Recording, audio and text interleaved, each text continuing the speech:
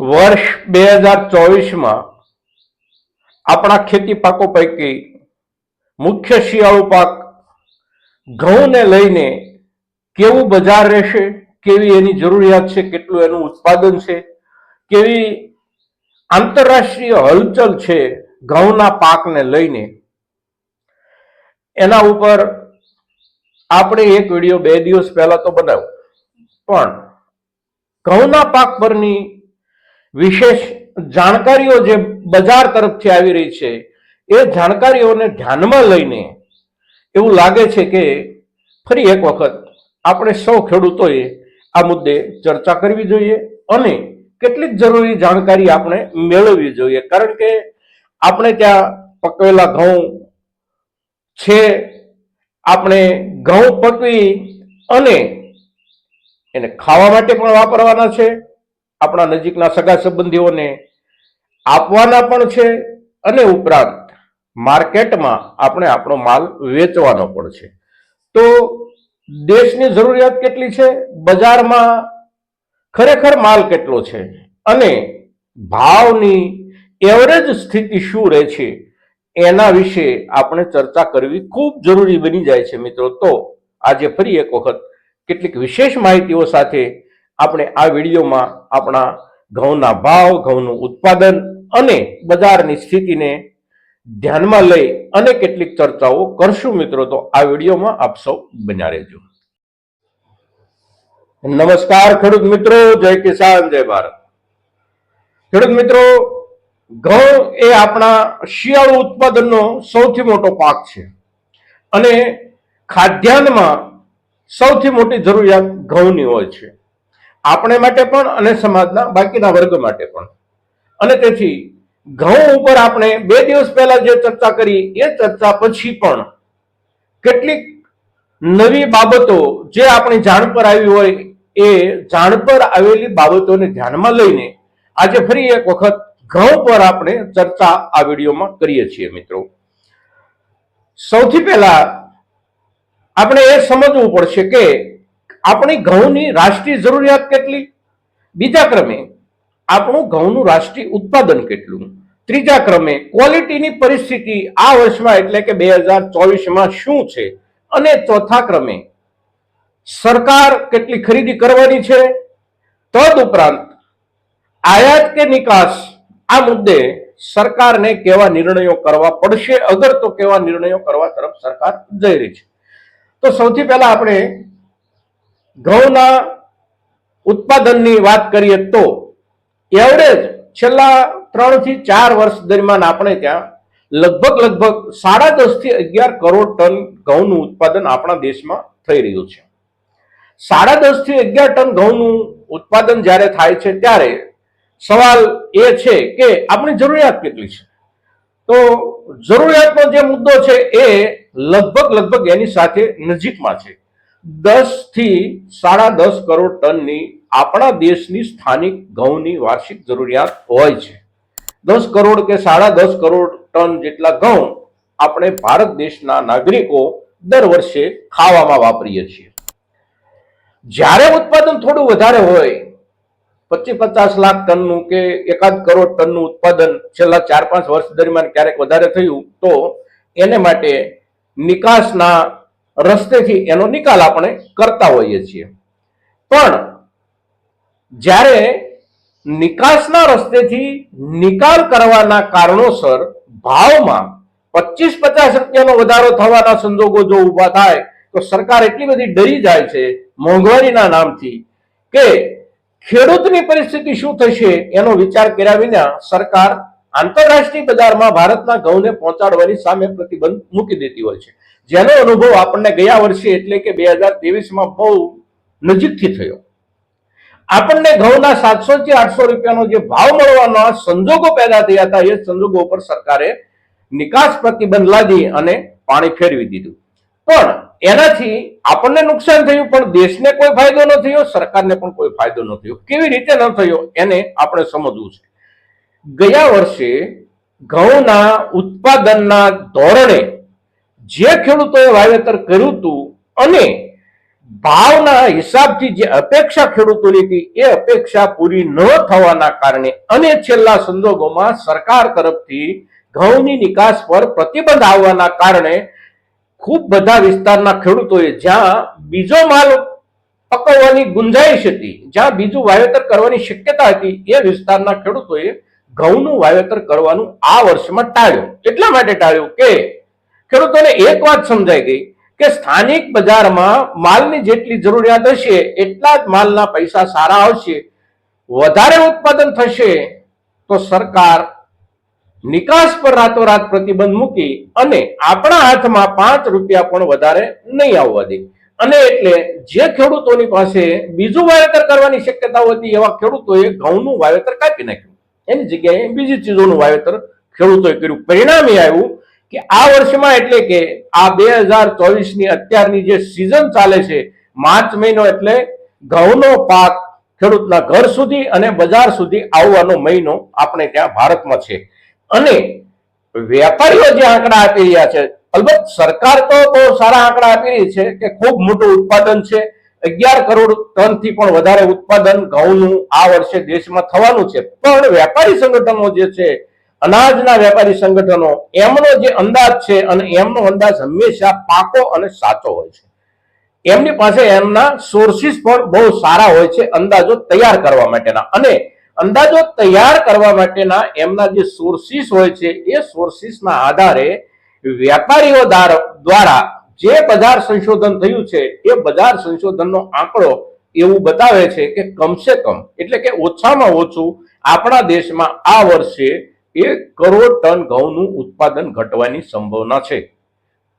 Season ઘઉંની પૂરી થાય ત્યાં સુધીમાં 50 લાખથી લઈ અને 1 કરોડ ટન ઘઉં બજારમાં ઓછા આવશે, અગર તો ખેડૂતના ઘર સુધી ઓછા આવશે. એની પાછળના મુખ્ય કારણો પૈકીનું એક કારણ છે સરકારે ગયા વર્ષે નિકાસ પર મૂકેલા પ્રતિબંધથી હતોત્સાહિત થયેલો ખેડૂત.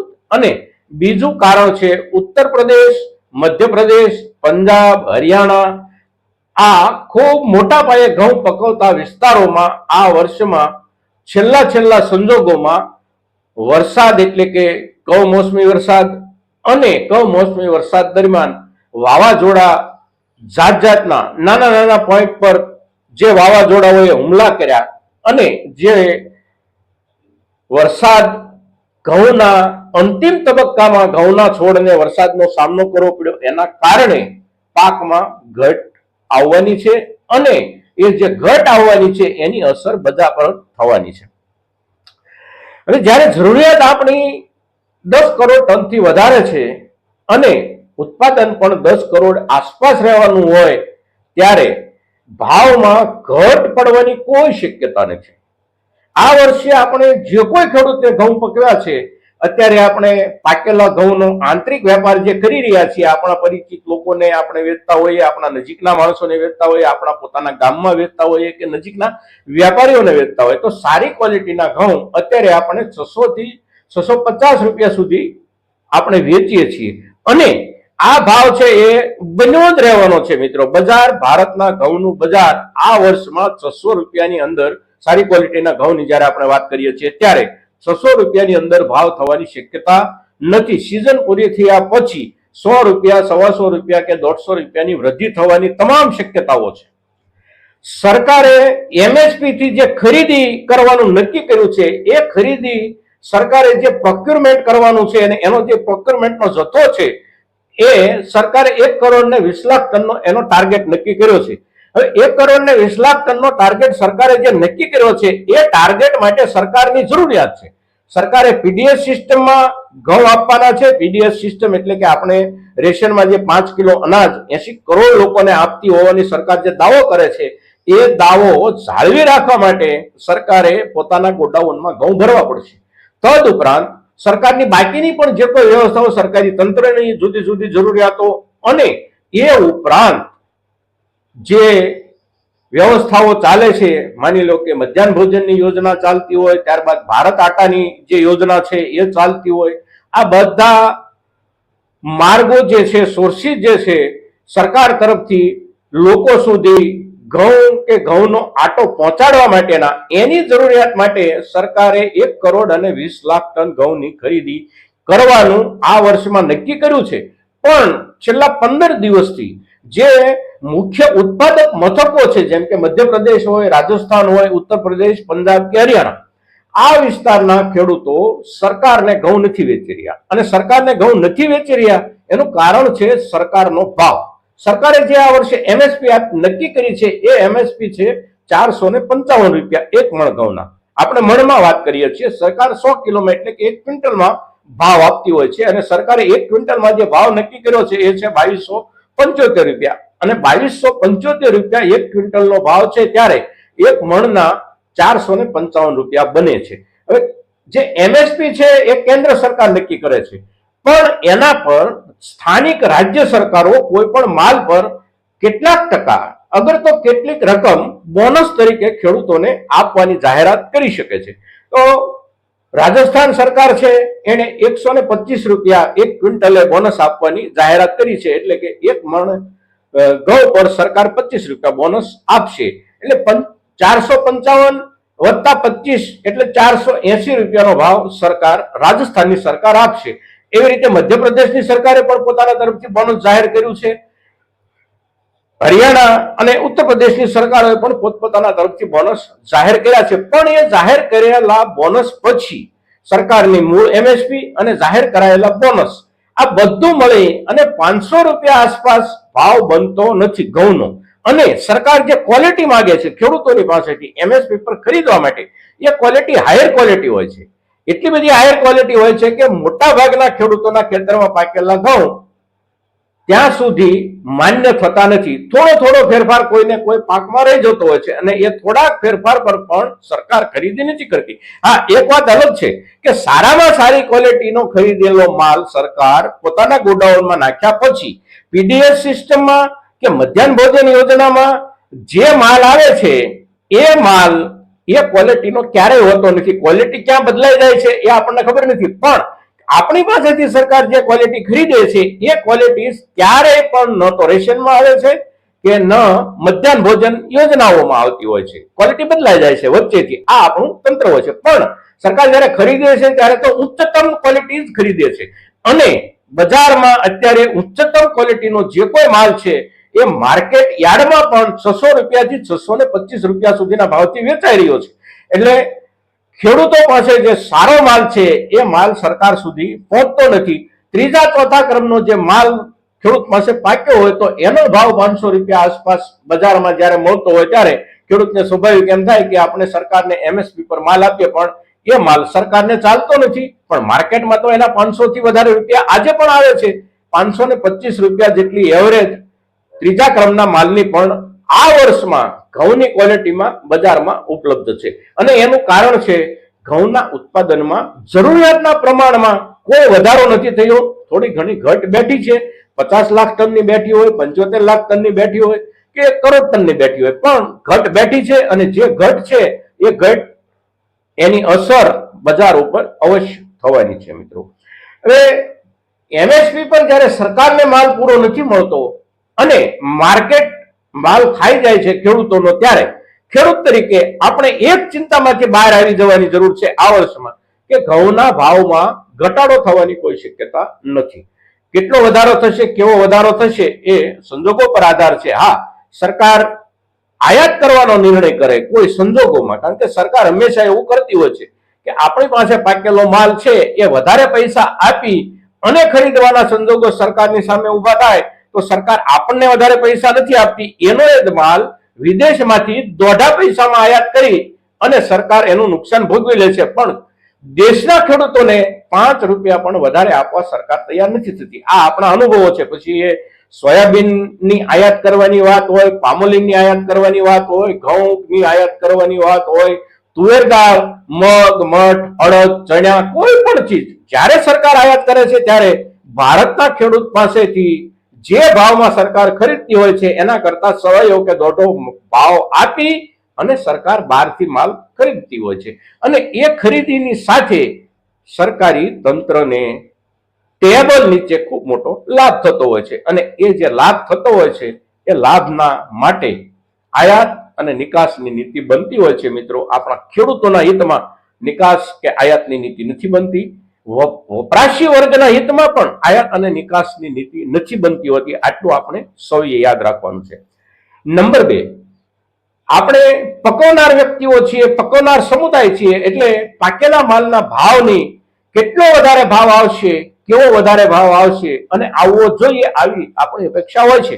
પણ સાથે સાથે ખેડૂત એ જગતનો તાજ છે અને જગતનો તાજ છે એટલે સમાજના બાકીના તમામ વર્ગોની ચિંતા કરવાની પણ આપણી ફરજ બને છે મિત્રો. એટલે આપણે પણ એવું છીએ કે ઘઉં જેવી અગત્યની જરૂરિયાતની ચીજ વસ્તુના ભાવ આસમાને ન પહોંચી જાય. જીરાના ભાવ ગયા વર્ષે આસમાને પહોંચી ગયા. આપણને ખેડૂતોને કોઈ ફાયદો ન થયો. વેપારીઓએ લાખો કરોડ રૂપિયા જીરામાં બનાવી લીધા. વાપરનાર વર્ગએ 1000 રૂપિયા સુધી 1 કિલો જીરાનો જે ભાવ આપવો પડ્યો છે એ ભાવ ખેડૂતને નથી મળ્યો, વેપારીઓને મળ્યો કાં તો સટ્ટાબાજોને મળ્યો. પણ ઘઉંમાં પરિસ્થિતિ થાય તો ખૂબ મોટું નુકસાન વાપરનાર વર્ગને થઈ શકે છે મિત્રો.